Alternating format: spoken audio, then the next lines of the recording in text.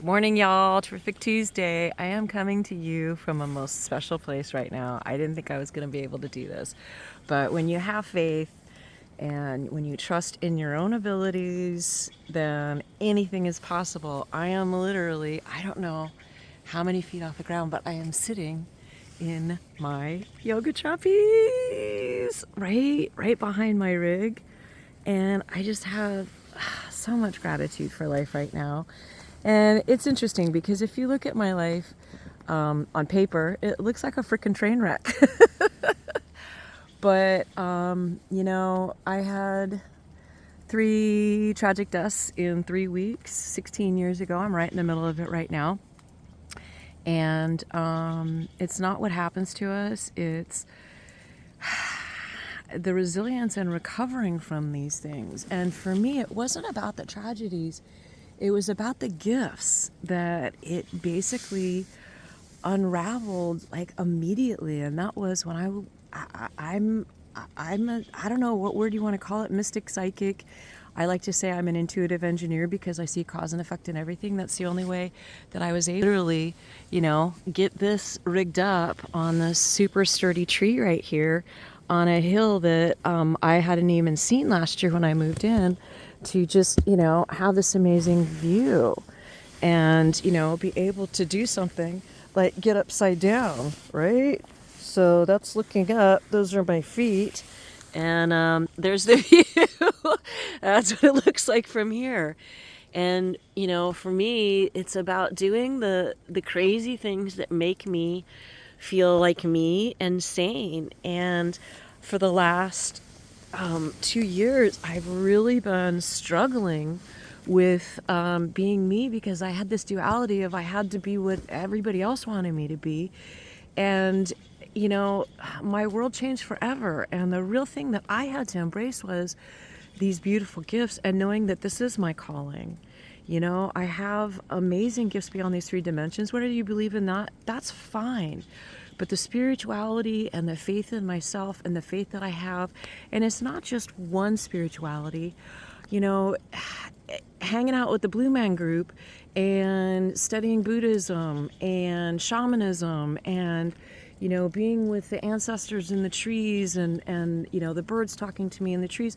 These things have been happening since I was a kid, but I stuffed them down when life got super, super scary. And it took some serious traumas for it to reawaken these gifts. And, I am committed fully to literally living my calling every single day. And right now, the world is suffering. The world is really hurting. Everybody's either fighting or frozen. It's anxiety, it's PTSD, it's depression, it's all those freaking labels, ADHD and all this bullshit. And all I have to say is, labels are descriptors of what's going on and what is going on within our emotional being that's affecting our mentality and affecting our physical being. And what I see with all my gifts is there is no such thing as a purely physical or mental disorder, disease, dislocation, whatever you want to call it, all the disses. Everything has a heart connection. Everything has an emotional connection that we have stuffed down and not dealt with. And that was the thing is, I am so sensitive right now. It's pretty ridiculous. I can be taken out just by, opening up to the wrong people, hugging, trusting the wrong people, which I've done a lot of lately. And I'm super grateful for that, because it took me spending 4 days with me at my worst to really understand how hard it's been for others to be around me. And for that, I am truly apologetic. Please forgive me, but it was a necessary step for me to actually, step into my own. I spent the winter solstice with a man named Darwin, and he really taught me what the secret to the evolution of what I'm here to do is. And my generation had Mr. Rogers, because we had war, we had the black movement and segregation going on, and we saw our fathers and mothers and sisters and brothers and friends and children dying on live television. It was a really difficult time. We all have our thing, But we had Mr. Rogers to just say, okay, guys, we're all children in this. Let's have a conversation about it so that we can get through this, so that we can deal with the emotions.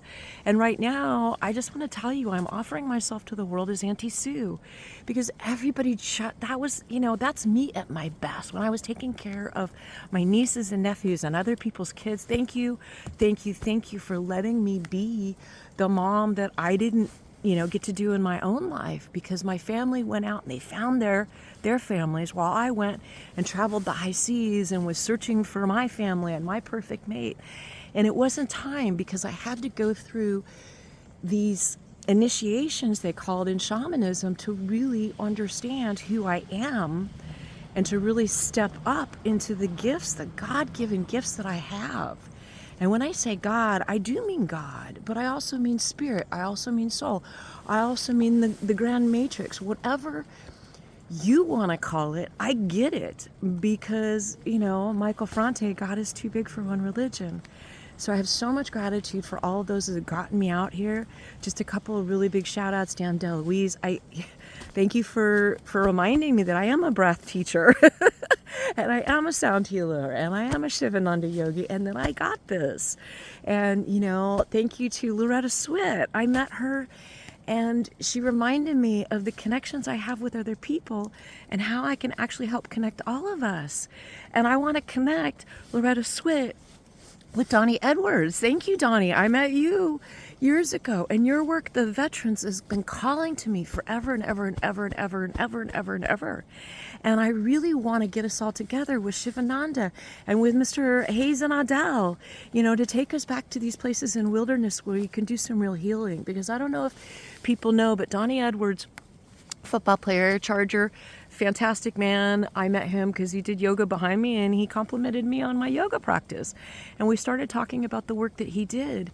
And he takes veterans literally back to the scene of the crime to help heal them on a physiological, cellular level. And all the people that I have met and I work with do the same thing. And I want to say this, Loretta Swit, you, me, Donnie Edwards, Vietnam, let's do it. I have a neighbor who was, not only was he one of the original band members of Rush, but because there was a lot of them, he doesn't get a lot of ink for that. I believe he played bass. He's also a drummer. But he was a Navy SEAL. 126 MIAs and POWs he brought back from Vietnam. But the thing that is so traumatic for him is he had 64 kills in that process. The other thing that is very traumatic is his records were burned in St. Louis. And he's forgotten. He has no veterans benefits. He took a bullet, he took a magazine through his mouth and through his head. And the fact that he actually lived is a testament of what he is meant here to do. And I'm asking all of you, help me get this man recognized. And let's take him back to someplace that was so traumatic to him and help him heal this. I am passionate about this. He's one of our unsung heroes. And I can't say enough that you that are in power right now, you who will not be named by me ever, because I'm not going to give you that credit until you do right by me, till you do right by my father, who he had Alzheimer's because he forgot what he was so angry about because he bombed Vietnam. He killed innocent people. He killed brothers and sisters and grandmothers. And that really, really, really sat with him for a long time until he and I could have conversations, thanks to his dementia and his PTSD, about, no, Dad, you're going to the good place. And do you talk to Mom? And all these other wonderful things. But anyways, it's about the gratitude, and I'm going to start telling these amazing stories of the people I've met along the way and the frickin' synchronicities of my life. And they are undeniable that no one person could have that much luck, right? Who in the world finds the culinary school that they heard about in the middle of the night, and the admissions director's name is Suzanne Weber? What? My name's Susan Weber. I email her and she emails me right back and said I must meet my American counterpart. We just opened a second thing, even though it's happening in like 2 months.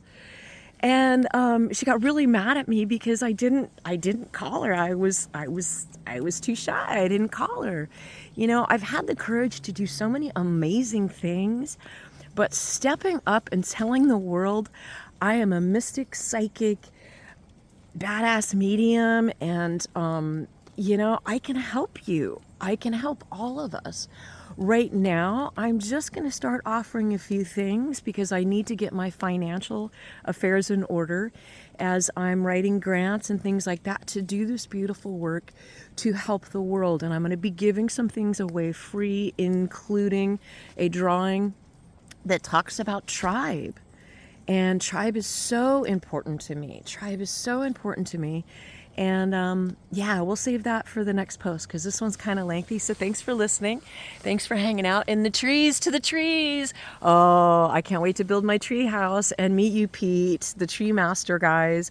It'll happen, right? Like, oh my God, right? I mean, if I can do this, right? Like the Blue Jays agree with me, right? And I've got eagles I talk to every morning up above. I've got hummingbirds that I sing and they come hover in my face. I've had a bear sleep in my backyard. He also has like slept in where I have an altar in the thing. You know, super connected to all these animals here.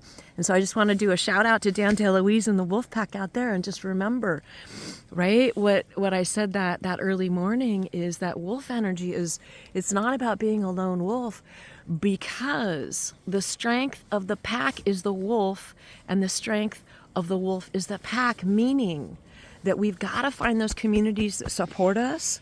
But it's so important to do the internal work to know who you are and what you want. And that's the first thing you need to do, is sit there and ask yourself. I'll never forget, my dear friend Bonnie asked me, she's like, Sue, what do you want? I go, nobody's ever asked me that. I was 50 some odd years old. Nobody has ever asked me that. And at 60 years old, I know what I want. And I want to help heal the earth and heal the children with the earth. And I want to do it for free to those of you that need it. And for those of you that can afford it, you're going to support me to do this work. So I'm looking so forward to meeting all of you, my new tribe, maybe making some amends with past tribe. And if not, I'm cool with that, right? I'm totally fine with that. So here's to all of us, finding the tribe that understands us and supports us wholly and fully in our calling, in our mission, in our legacy, in our purpose in life. Because the last thing I'll share is that the research has shown that the four most important things to live to be 100 and have a happy life are community, purpose, nutrition, and movement. And those are the 4 points that I'm just going to start talking about. Simple stuff. So yeah, gratitude group, gratitude gatherings. Here we are, we're alive. And let's have some weirdo woo-woo workouts together. And yeah, let's heal, right? One heart at a time, right? One heart at a time. I love you guys. Have a beautiful day. And yeah, don't be afraid to right, get upside down, right? Oh, I'm so